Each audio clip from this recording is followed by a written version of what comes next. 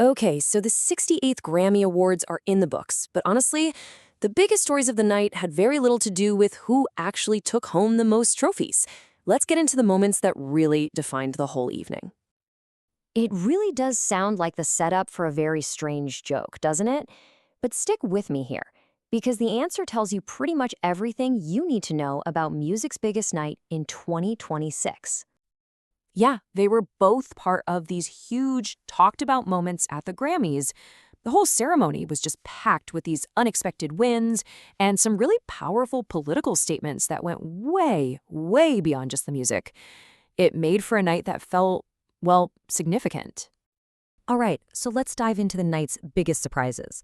We're talking politics, we're talking protests, and a winner that I don't think anyone really saw coming. Yes, you are seeing that correctly. The Dalai Lama. At 90 years old, the Tibetan spiritual leader won his first ever Grammy for a spoken word album.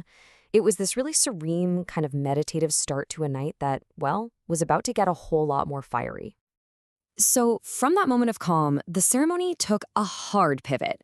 Multiple artists used their time on stage to deliver a really clear, unified, and forceful message. It really kicked off with Billie Eilish. She's up there accepting one of the biggest awards of the night, Song of the Year, and she sets this incredibly defiant tone, bringing a protest chant right to the Grammy stage. And then, almost right away, Kalani echoed that exact sentiment during her own win. That's when you knew this wasn't just an isolated comment. It was a call to action, trying to get the whole industry to unite. The emotional core of this protest against U.S. immigration and customs enforcement was just powerfully captured later in the night. During his Album of the Year speech, Bad Bunny delivered this plea for humanism.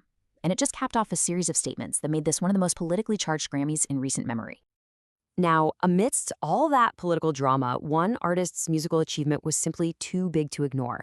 And that, of course, was Kendrick Lamar, who became kind of this central figure of the night for a whole different reason. I mean, he had an absolutely incredible night, winning 5 awards. He completely swept the 4 rap categories. And then, on top of all that, took home the prestigious Record of the Year. Just a massive night. Those 5 wins brought his career Grammy total to a staggering 27. And that number isn't just big, it is historic. Because with these wins, Kendrick Lamar officially surpassed Jay-Z. He is now the most awarded rapper in the entire history of the Grammys. I mean, that is a truly historic moment for an artist who has absolutely defined a generation of hip-hop. But, and this is a big but, despite his historic run, the night's biggest award, Album of the Year, led to its biggest controversy. And boy, did the internet have some thoughts about it.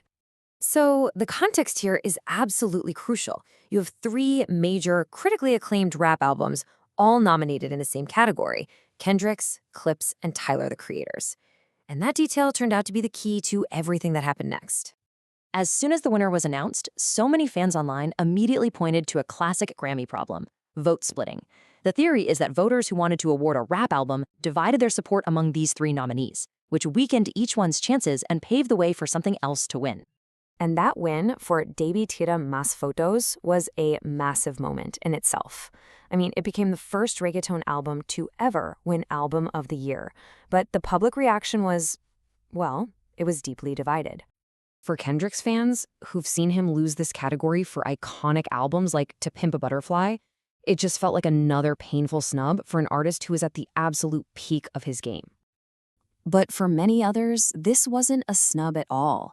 It was a well-deserved, groundbreaking win for a global superstar, and it was a landmark achievement for reggaeton on the world's biggest musical stage. You know, the Album of the Year debate wasn't even the only history-making moment.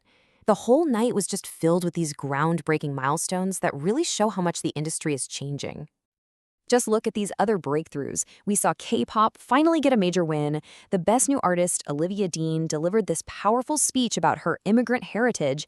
And after decades of nominations, the legendary band The Cure finally took home not 1, but 2 Grammys. Amazing. The Grammys also introduced a brand new category, this one specifically to honor artists who are making music outside of that commercial country mainstream. The first ever award for Best Traditional Country Album went to Zach Top, which signals a real desire to recognize a much wider range of voices in that genre. So, when you put it all together, what's the real takeaway from the 2026 Grammys? What does all this actually mean? This wasn't just another award show. It was a snapshot of a music industry that's right in the middle of a massive cultural shift. It's more political, it's more global, and it seems more willing to redefine its own boundaries than maybe ever before. And all of that leaves us with this crucial question.